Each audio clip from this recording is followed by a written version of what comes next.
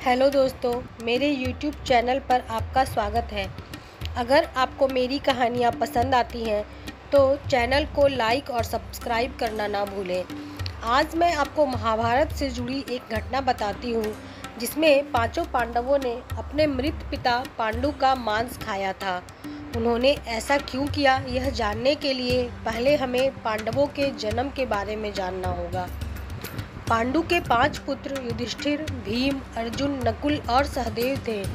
इनमें से युधिष्ठिर, भीम और अर्जुन की माता कुंती तथा नकुल और सहदेव की माता माद्री थी।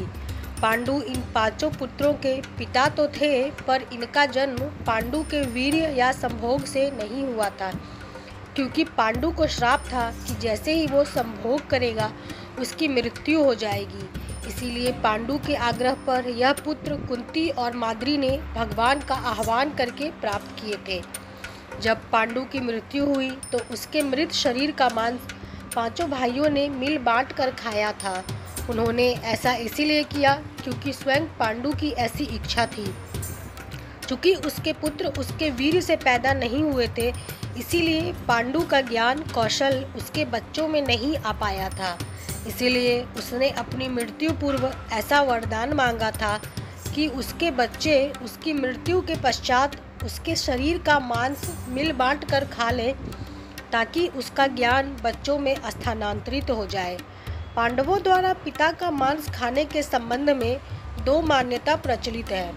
प्रथम मान्यता के अनुसार मांस तो पांचों भाइयों ने खाया था, पर सबसे ज़्यादा हिस्सा सहदेव ने खाया था, जबकि एक अन्य मान्यता के अनुसार सिर्फ सहदेव ने पिता की इच्छा का पालन करते हुए उनके मस्तिष्क के 3 हिस्से खाए।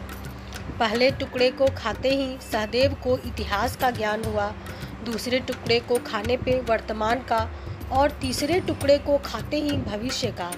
यही कारण था कि सहदेव पांचों भाइयों में सबसे अधिक ज्ञानी था और इससे उसे भविष्य में होने वाली घटनाओं को देखने की शक्ति मिल गई थी।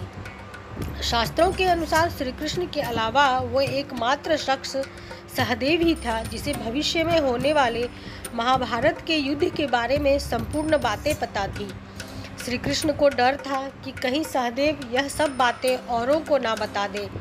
इसीलिए श्री कृष्ण ने सहदेव को श्राप दिया था कि यदि उसने ऐसा किया तो उसकी मृत्यु हो जाएगी।